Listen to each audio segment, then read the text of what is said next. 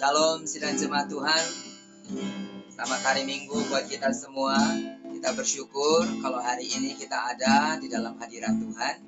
Biar kiranya Roh Kudus nyata bagi kita dan menjamah setiap kita. Seperti janjinya, Dia akan menyertai kita sampai pada kesudahan zaman. Dan Dia akan memampukan kita untuk menghadapi segala persoalan hidup kita. Kita akan sama-sama menaikkan pujian ini. Roh Kudus, datanglah sekarang, curahkan kuasa-Mu. Roh Kudus, amin. Datanglah sekarang, curahkan kuasa-Mu. Hatiku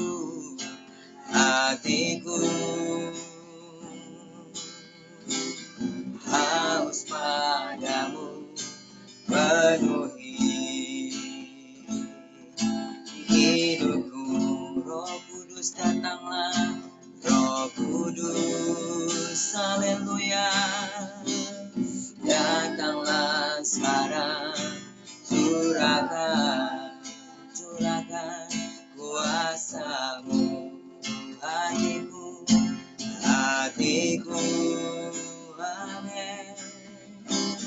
Haus padamu, penuhi hidupku. Roh Kudus, jamalah. Roh Kudus, jamalah. Nyatakan Tuhan kemuliaan-Mu. Ku haus padamu, ku haus padamu. Inilah hidupku, jamalah sekarang. Dengan hati yang haus katakan, curahkan Roh-Mu. Curahkan Roh-Mu bagi kami. Penuhi setiap hari sampai janji-Mu dinyatakan di hidupku. Curahkan Roh-Mu, curahkan Roh-Mu bagi kami. Penuhi setiap hari sampai janji-Mu dinyatakan. Sekarang sambil angkat tanganmu katakan, curahkan Roh-Mu. Curahkan Roh-Mu bagi kami. Penuhi setiap hari sampai janji-Mu, sampai janji-Mu dinyatakan di hidupku. Oh, curahkan Roh-Mu bagi kami. Penuhi setiap hari sampai janji-Mu. Haleluya. Dinyatakan. Sekarang sekali lagi katakan, curahkan Roh-Mu. Curahkan Roh-Mu bagi kami. Penuhi setiap hari sampai janji-Mu, sampai janji-Mu dinyatakan di hidupku. Haleluya. Curahkan Roh-Mu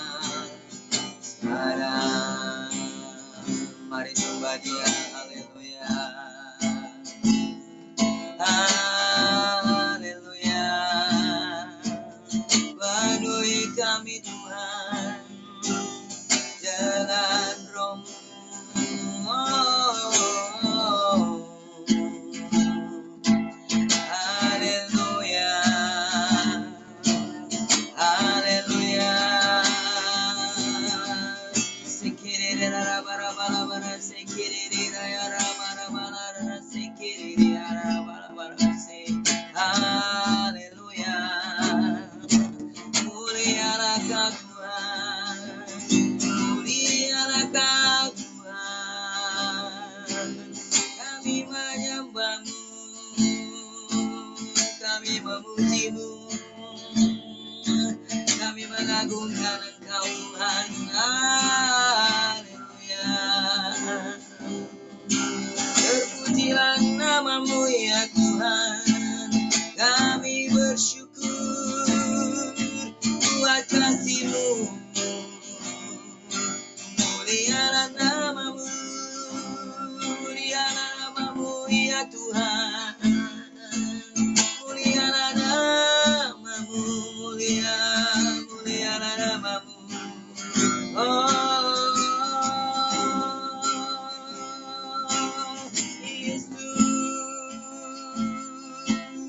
kami mengucap syukur akan kebaikan-Mu, atas segala pertolongan-Mu ya Tuhan.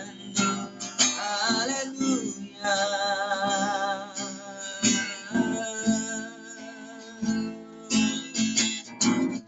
Terima kasih ya Tuhan, terima kasih ya Bapa. Kalau hari ini kami bisa bersama-sama ada di dalam hadirat-Mu, memuji dan memuliakan Engkau. Keberadaan kami karena anugerah Tuhan, keberadaan kami karena pertolongan-Mu, keberadaan kami karena kasih-Mu Tuhan, keberadaan kami karena kuasa-Mu yang telah melalukan kami dari segala hal yang buruk, sehingga hari ini kami bisa bersama-sama datang di dalam hadirat Tuhan untuk memuji dan memuliakan Tuhan. Kami percaya Tuhan, Engkau hadir di tengah-tengah ibadah kami pada siang hari ini, dan nama-Mu saja yang akan ditinggikan dan yang akan dimuliakan. Dalam nama Tuhan Yesus, Bapa, kami siap menundukkan hati kami untuk mendengarkan Engkau bicara. Berbicara kepada kami, menasehati kami, tegur kami Tuhan. Sebagai Bapa, Engkau nasihati kami. Sebagai guru, Engkau mengajari kami. Sebagai Allah yang tahu hidup kami, masa-masa di dalam hari-hari kami, Tuhan Yesus, berfirmanlah kepada kami, supaya kami tahu apa yang harus kami lakukan, supaya kami lebih memahami isi hati Tuhan. Karena ketika kami memahami isi hati-Mu, maka segala yang Kau telah rencanakan itu akan kami ketahui. Karena itu Tuhan, kami siap menyambut firman-Mu. Dalam nama Yesus, kami berdoa dan kami menyambut firman-Mu. Sama-sama kita katakan, amin. Amin, amin, amin, amin. Amin. Bersyukur, haleluya. Amin. Bersyukur kepada Tuhan kalau hari ini kita bisa kembali ada di dalam hadirat Tuhan, dan kita sama-sama siap untuk mendengarkan firman Tuhan. Amin. Saudara siap mendengarkan firman? Amin. Haleluya. Hari ini kita akan lanjut pada pembahasan kita mengenai makna doa Bapa kami yang diajarkan oleh Tuhan Yesus. Saudara siap untuk menerimanya? Amin. Saya percaya saudara siap menerimanya, sebab dengan hati yang siap, dengan roh yang siap, maka Tuhan akan memberitahukan isi hatinya lebih jelas lagi kepada kita. Amin. Tidak hanya telinga jasmani kita yang mendengar, tapi telinga roh kita juga mendengar. Amin. Sehingga firman itu akan tertanam. Setelah tertanam, dia akan bertumbuh, berakar. Setelah itu firman itu akan berbuah. Bagaimana kita menjadi orang-orang percayanya, ketika kita mengerti firman-Nya, kita akan menjadi dampak yang luar biasa. Jadi berkat bagi siapa saja. Amin.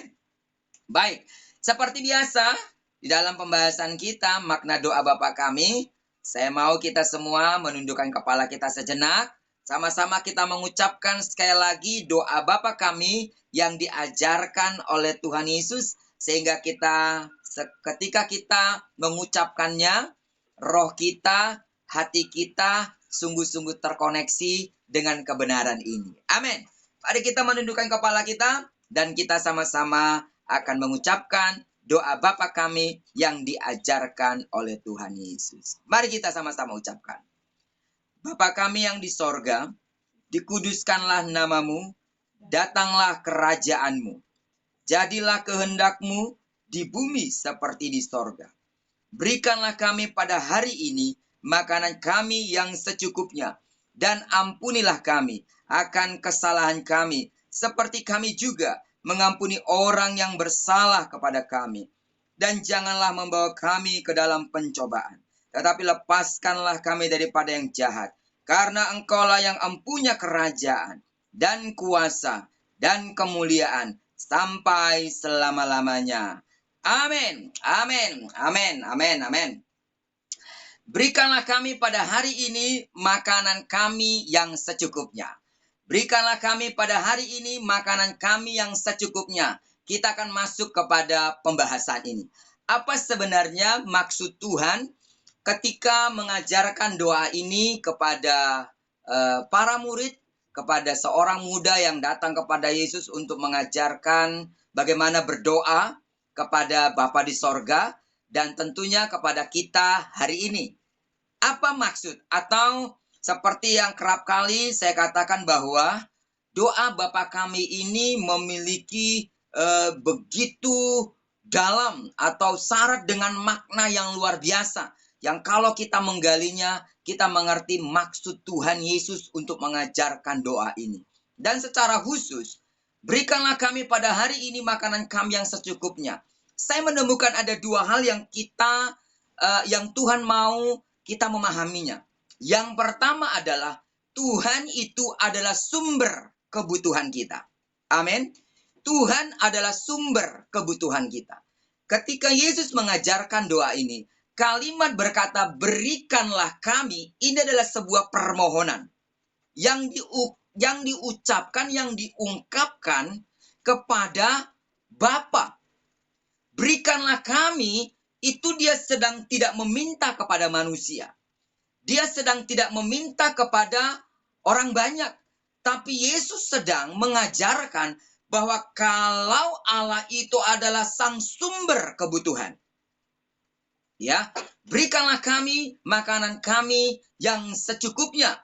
Karena itu sidang jemaat Tuhan, apa yang diucapkan oleh Tuhan ini adalah sangat berkaitan dengan apa yang pernah diceritakan, dikisahkan di dalam satu kejadian ketika Abraham dicobai oleh Tuhan, ketika Tuhan mau melihat ketulusan Abraham untuk percaya kepada dia. Itu sebabnya dikatakan tidak salah kalau Alkitab menyebutkan bahwa Abraham adalah bapa segala orang beriman, bapa segala orang percaya.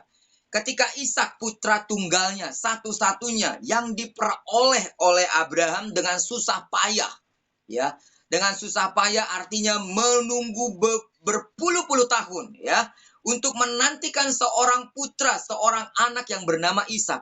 Jauh sebelum Ishak lahir, Tuhan sudah berfirman atau Tuhan sudah berjanji kepada Abraham kalau Abraham akan memiliki keturunan sebanyak bintang di langit dan sebanyak pasir di tepi pantai. Namun lama peristiwa itu terjadi. Namun setelah Tuhan menggenapinya, Tuhan akhirnya meminta Ishak untuk dipersembahkan. Dan pada saat itu tidak sedikit pun keraguan atas Abraham untuk memberi apa yang Tuhan beri kepadanya. Amin.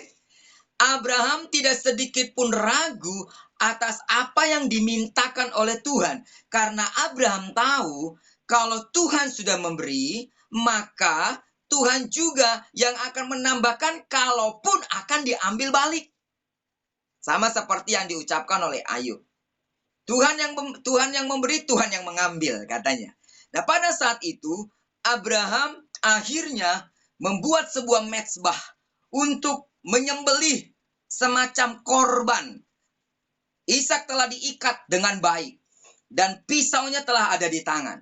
Namun pada saat itu Tuhan tiba-tiba katakan, Abraham, cukup. Ya kan ya? Abraham, cukup. Jangan engkau menyakiti anak itu. Sampai pada akhirnya Abraham berhenti. Dan apa yang terjadi? Katanya dalam firman Tuhan, Alkitab menyebutkan Abraham menoleh dan tiba-tiba dia melihat ada seekor domba yang tertambah. Lalu saat itu Abraham lalu berkata bahwa di atas gunung Tuhan menyediakan. Tuhan menyediakan. Jehovah Jireh artinya Allah menyediakan. Tidak ada perkara yang mustahil kalau Tuhan akan mencukupkan hidup kita. Ketika Abraham ingin mempersembahkan Ishak, Abraham disuruh berhenti oleh Tuhan. Karena kenapa? Tuhan tidak mau menyakiti orang yang mengasihi dia. Percaya, amin? Tuhan tidak mau menyakiti orang yang percaya secara penuh kepada dia. Bisa saja Tuhan membiarkan Abraham menyembelih Ishak. Tapi secara manusia itu pasti sangatlah menyakiti hatinya. Betul? Anaknya sendiri. Berbeda dengan Allah yang mempersembahkan Yesus, memberikan Yesus menjadi korban yang sempurna untuk kita. Itu dilakukannya karena begitu besarnya kasih Allah. Betul ya? Dan saya yakin Allah Bapa tidak pernah tersakiti hatinya ketika harus mempersembahkan Yesus karena dia bukanlah manusia. Tapi kebanyakan manusia ketika harus mempersembahkan sesuatu yang berharga kepadanya secara logika, akal sehat manusia, emosi yang diberikan oleh Allah kepada manusia, tentulah sangat sakitlah hati Abraham. Meskipun kisah itu tidak akhirnya diceritakan, tetapi lihat betapa Tuhan tidak mengizinkan orang percayanya disakiti olehnya. Amin. Tuhan tidak mau Anda tersakiti. Hanya saja kita harus percaya kalau di dalam segala hal Tuhan akan mencukupkan segala kebutuhan kita. Yang terpenting yang Allah ingin lihat dari kita adalah ketulusan kita untuk mempercayai janji-janjinya. Saat Abraham tulus untuk memberikan apa yang dia punya, yang dimintakan oleh Allah, harta satu-satunya yang dimiliki oleh Abraham adalah anaknya. Meskipun dia punya harta benda yang banyak. Dikatakan Abraham begitu sangat diberkati ketika dia ada di Mesir. Ya, dia sangat kaya.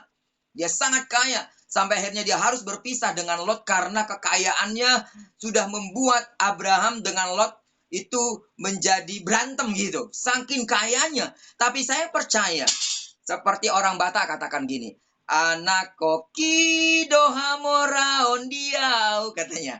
Anakku itulah kekayaanku. Tapi ketika Tuhan meminta kekayaan yang paling yang dimiliki oleh Abraham, Abraham itu tulus mempersembahkannya. Tapi lihat, sekali lagi, Tuhan tidak akan pernah menyakiti hati orang yang mengasihinya. Sehingga Tuhan katakan cukup. Dan pada saat itu Tuhan menyediakan korban yang harus dipersembahkan kepada Tuhan sendiri. Allah mustahil rasanya Abraham menemukan seekor domba yang akan menggantikan Ishak yang harusnya dipersembahkan. Tapi lihat, bagi Tuhan kita tidak ada perkara yang mustahil. Katakan amin. Bagi Tuhan dia sanggup menyediakan segala kebutuhan kita. Yang jadi persoalannya, masihkah kita percaya kalau dia sanggup mencukupkan segala kebutuhan kita? Amin. Tuhan tidak akan pernah membiarkan Anda tersakiti hanya karena hal-hal jasmani yang berurusan dengan perut kita. Dia akan membuka jalan buat kita untuk mencukupkan segala kebutuhan kita. Saya tahu begitu sulitnya kita di dalam masa pandemi ini untuk menjalani hari-hari kita. Begitu susah cari duit. Jangankan saat pandemi ini, sebelum pandemi aja kita udah hampir terseok-seok mencari sesuap nasi katanya. Tapi lihat, tangan pertolongan Tuhan akan tetap nyata bagi setiap orang yang tahu kalau Allah itu sumber kebutuhan. Allah sumber kebutuhan saudara. Allah sumber kebutuhan kita. Dan dia menyediakan secara ajaib. Akan ada banyak cara Tuhan. Apa yang tidak pernah timbul dalam hati dan pikiran kita. Kalau itu adalah kebutuhan kita, dia pasti mencukupkannya. Amin. Ada banyak cara Tuhan. Kita pikir semuanya sudah tertutup jalannya. Tapi kalau memang itu kebutuhan, dia pasti mencukupkan. Itu sebabnya di ayat selanjutnya dikatakan, di kalimat selanjutnya, berikanlah kami pada hari ini makanan kami yang secukupnya. Yang kedua, di dalam ayat ini, selain daripada kita diperkenalkan atau diajarkan untuk percaya kepada Allah sang sumber kebutuhan itu, yang kedua, kita harus belajar memahami kata cukup. Amin. Saudara dan saya harus memahami kata cukup. Karena bagi manusia, kerap kali orang tidak akan pernah berkata, aku sudah puas. Manusia itu pada hakikatnya sesudah diberikan satu, kepengennya dua. Sesudah diberikan dua, kepengennya tiga. Sesudah diberikan tiga, kepengennya empat. Di dalam Pengkhotbah pasal yang ke-6 ayat yang ke-7 dibilang begini. Pengkhotbah pasal 6 ayat ke-7. Segala jeripaya manusia adalah untuk mulutnya, namun keinginannya tidak terpuaskan. Amin. Segala jeripaya manusia adalah untuk mulutnya. Semua hal yang kita kerjakan itu sesungguhnya hanya untuk sebatas perut dan perut kita. Tapi dikatakan oleh pengkhotbah bahwa tidak cukup, namun keinginannya tidak terpuaskan. Keinginan manusia tidak akan pernah terpuaskan. Ya, keinginan seseorang itu nggak akan pernah terpuaskan. Sudah makan ini, kepengennya ini. Sudah kepengen ini, makannya ini. Sudah semua hal. Udah punya baju satu, kepengennya dua. Sudah punya baju dua, sudah punya baju warna kuning, kepengennya punya baju warna hijau. Setelah punya baju warna hijau, kepengennya warna ungu. Wah, nggak ada. Kepuasan manusia itu nggak akan pernah terpuaskan. Karena memang demikianlah manusia. Kenapa? Karena waktu ketidakpuasan dalam kehendak manusia itu, saya pikir adalah buah dari apa yang sudah Hawa miliki. Ya, bibit dosa yang dimiliki oleh Hawa adalah ketika Tuhan memberikan kepada mereka semua hal yang ada di Taman Eden, ya kan ya. Malah dikatakan harus mengusahakan taman itu dengan baik, namun perjanjiannya jangan makan buah pengetahuan yang baik dan yang jahat itu, ya. Karena kalau mereka memakannya pada saat itu mereka akan mati. Semua sudah diserahkan oleh Allah kepada Adam dan juga Hawa. Tapi ada rasa ketidakpuasan yang dimiliki oleh Hawa. Sehingga ketika si ular itu datang, iblis itu datang dalam wujud ular, dosa itu merasuk pada manusia. Lalu manusia itu dirasuki dengan keinginan. Padahal semuanya sudah diberikan oleh Allah. Tapi keinginan timbul di dalam hati Hawa. Sehingga keinginan itulah yang menjerat Hawa dan Adam akhirnya melanggar perjanjian itu dan dikeluarkan. Firman Allah dikatakan diusir dari Taman Eden. Karena memang apa saudara? Keinginan manusia tidak akan pernah terpuaskan. Benarlah itu kata pengkhotbah. Amin. Pengkhotbah itu dituliskan oleh seorang raja yang kaya raya.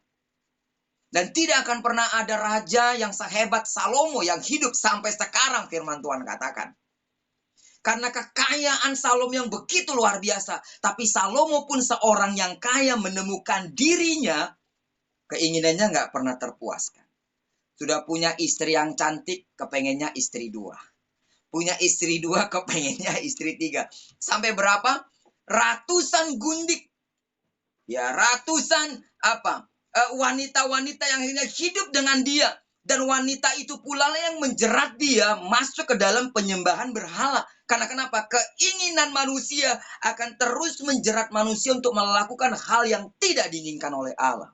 Tapi hari ini Tuhan ingin mengajarkan saudara dan saya bagaimana kita harus berupaya atau mengenali rasa cukup. Karena dengan rasa cukup kita dapat mengucap syukur. Amin. Rasa cukuplah yang memampukan kita untuk mengucap syukur kepada Tuhan. Tapi keinginanlah yang membuat seseorang tidak dapat melihat apa yang dia miliki. Misalnya, aduh enak banget ya orang sudah punya rumah. Aduh enak banget ya orang tinggal di rumah gedongan. Aduh enak banget tuh bisa jalan-jalan ke luar negeri. keinginan-keinginan ini nih, ketika kita mulai melihat orang lain apa yang dia miliki, kita hanya lupa kalau saat ini kita masih hidup itu adalah ucapan syukur. Kita masih bisa ketemu dengan suami atau istri kita, itu adalah ucapan syukur. Kita masih bisa menemukan anak-anak kita semuanya sehat, mereka masih bisa sekolah. Itu adalah alasan kita mengucap syukur. Banyak alasan dari banyak hal yang menjadi alasan kita untuk mengucap syukur kepada Tuhan. Hanya saja kita harus memahami kata cukup. Amin. Kalau kita sudah memahami rasa cukup, maka tidak akan ada lagi namanya sungut-sungut. Maka tidak akan ada lagi namanya kita membandingkan diri kita dengan orang lain. Kerap kali kita terjerat pada keinginan ingin seperti orang lain. Secara positif mungkin bisa. Akhirnya kita menggali potensi pada kita. Aduh, kalau warungnya si itu tuh laris banget, kata Ibu Ruby mungkin ya. Apa yang dia lakukan? Lalu mungkin Momo Kitchen ya, si Siska ya.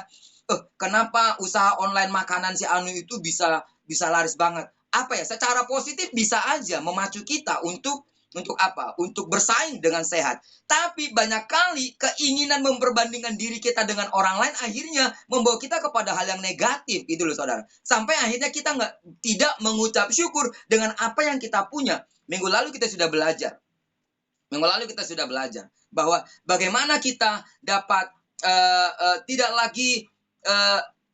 tidak lagi mengesampingkan hal-hal yang kecil, keuntungan kecil, berkat-berkat yang menurut kita adalah kecil. Justru kalau kita sukses mengucap syukur pada hal yang kecil, maka Tuhan akan percayakan kita untuk sukses mengucap syukur pada hal yang besar. Kenalilah rasa cukup. Dalam masa pandemi ini, saya rasa kita perlu belajar. Ya, saya rasa kita perlu belajar untuk mengucapkan atau untuk memahami rasa cukup. Kalau kita bisa makan, udah cukuplah dulu. Kalau kita bisa tidur dengan nyenyak, walaupun dalam rumah yang sempit, itu cukup dulu sekarang. Kalau kita bisa mendapati istri kita sehat, anak-anak kita sehat, itu cukuplah dulu sekarang. Gitu. Jangan pernah melihat bahwa istri saya bawel atau anak-anak saya begini, suami saya begini. Ayo, coba mengucap syukur atau rasa cukup dengan ada seorang suami, ada seorang istri, ada seorang anak, ada ibu mertua, pokoknya mengucap syukur dengan apa yang ada pada kita saat ini. Itu adalah cara kita untuk belajar mengucap syukur kepada Tuhan, merasakan bahwa nikmatnya untuk hidup cukup itu luar biasa, saudara. Sidang jemaat Tuhan yang saya kasih di dalam nama Tuhan Yesus. Satu kali ketika orang Israel keluar dari Mesir, Tuhan menuntun mereka kurang lebih selama 40 tahun di padang gurun. Dan mereka harus makan. Tapi apa yang terjadi? Setiap pagi Tuhan mengirimkan namanya mana. Ya kan? Masih ingat ya? Roti salju yang diberikan oleh Tuhan setiap pagi buat mereka. Lalu apa yang terjadi? Ketika Tuhan bicara kepada Musa, Musa beritahu kepada bangsa itu, mereka tidak boleh mengambil makanan itu lebih daripada apa yang mereka butuhkan hari itu. Kalau mereka mengambil atau menyimpan makanan atau mana sorgawi itu untuk kebutuhan besok, maka makanan itu, mana itu, roti salju itu katanya akan menjadi bau dan busuk. Tuhan ingin mengajarkan kepada orang-orang Israel bahwa keseharian mereka cukuplah untuk mengandalkan Tuhan. Dan mereka harus mengerti rasa cukup.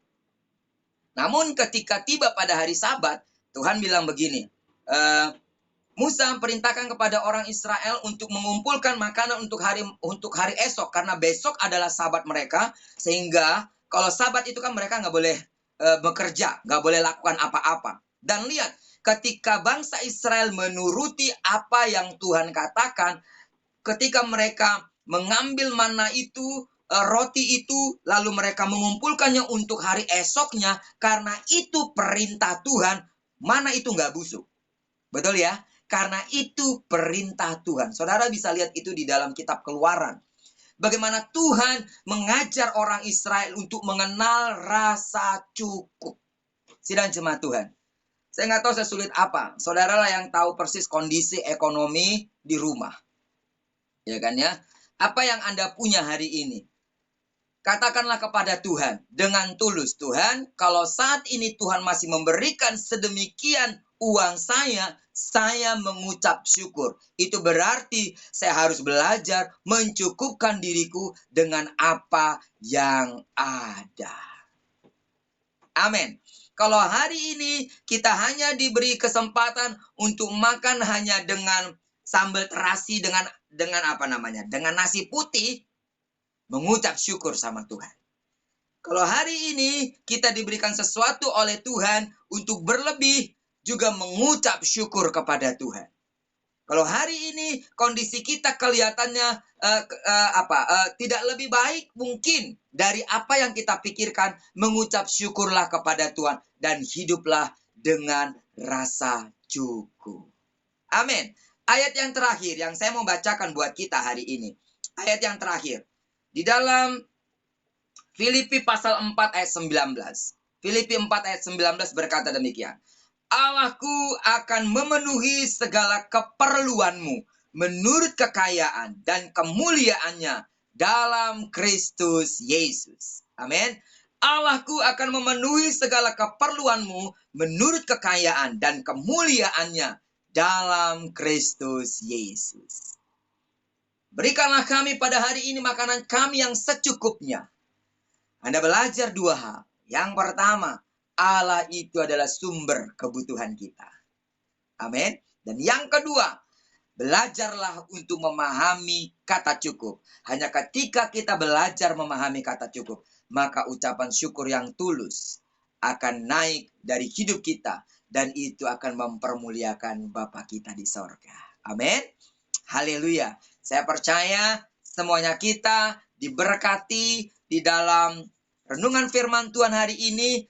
Andalkanlah Tuhan sebagai sumber kebutuhan kita. Dan belajarlah untuk mengucap syukur. Dan hiduplah dengan rasa cukup dengan apa yang Tuhan sudah berikan hari ini bagi hidup kita. Amin. Mari kita menundukkan kepala kita. Kita akan berdoa hari ini. Saya mau berdoa untuk seluruh sidang jemaat Tuhan. Dimanapun saudara berada, hari ini tundukkanlah kepalamu. Mungkin saat ini engkau sedang membutuhkan sesuatu yang sangat mendesak. Percayalah, Dia adalah Jehovah Jireh, Allah yang menyediakan. Apa yang menjadi kebutuhanmu? Apa yang menjadi kebutuhanmu? Tuhan akan bukakan jalan bagimu. Bapak, aku berdoa untuk seluruh sidang jemaatmu. Saudara-saudaraku kekasih dalam nama Yesus dimanapun mereka saat ini berada Tuhan. Engkau berkati mereka. Hari ini kami belajar satu perkara yang luar biasa. Kami mengenal Allah sebagai Allah yang menjadi sumber kebutuhan. Aku berdoa untuk seluruh sidang jemaatmu Tuhan. Saat ini mungkin ada di antara mereka yang begitu terdesak dengan sebuah kebutuhan. Seperti Tuhan sudah menolong Abraham. Sehingga Tuhan tidak akan pernah menyakiti orang yang tulus mencintaimu. Kami ingin belajar tulus mencintaimu. Seperti Tuhan menyediakan korban untuk menggantikan Ishak anak Abraham yang akan dipersembahkan. Demikianlah kiranya Engkau menyediakan semua keperluan dan kebutuhan sidang jemaatmu. Tuhan Yesus, secara ajaib Engkau telah menyediakan korban itu untuk dipersembahkan Abraham. Maka secara ajaib pula lah Tuhan, bukakan jalan untuk anak-anak-Mu ini. Apa saja yang mereka butuhkan saat ini, di dalam nama Tuhan Yesus, Kau buka jalan. Tidak ada perkara yang mustahil bagi setiap orang yang tulus mengasihimu. Apakah itu perkara keuangan mereka? Apakah itu perkara pekerjaan mereka? Apakah itu perkara makan mereka, minum mereka, atau semua hal yang mereka sedang butuhkan saat ini. Aku berdoa di dalam nama Tuhan Yesus, Kau buka jalan.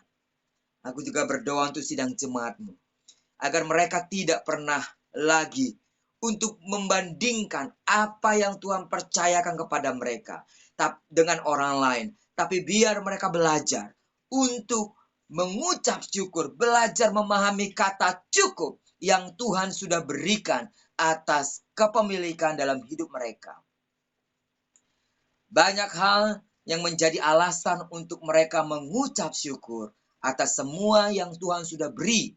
Seorang suami, seorang istri, anak-anak mungkin, pekerjaan, usaha, keuangan, sesederhana apapun yang mereka miliki hari ini. Aku berdoa supaya mereka bisa mengenal kata cukup.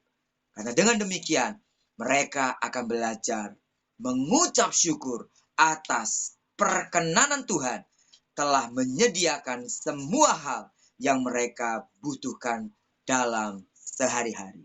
Di dalam nama Tuhan Yesus, berkatilah seluruh sidang jemaat-Mu Tuhan. Haleluya, haleluya, amin, amin, amin, amin. Tuhan Yesus memberkati kita. Haleluya. Saya percaya sekali lagi semuanya kita sangat diberkati.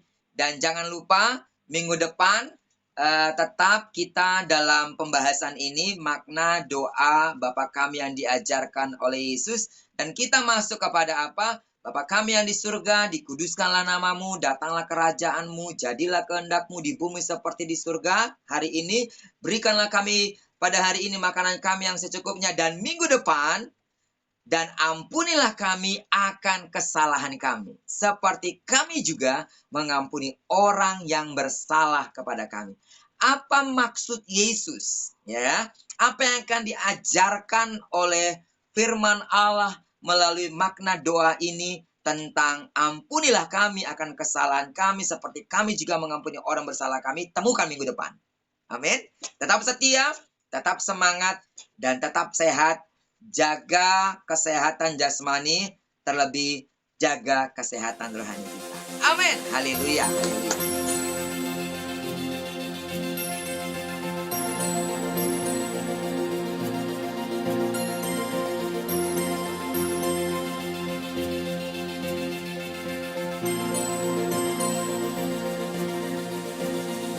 Hanya dekat padamu saja aku tenang, sebab di dalammu tempat perlindunganku.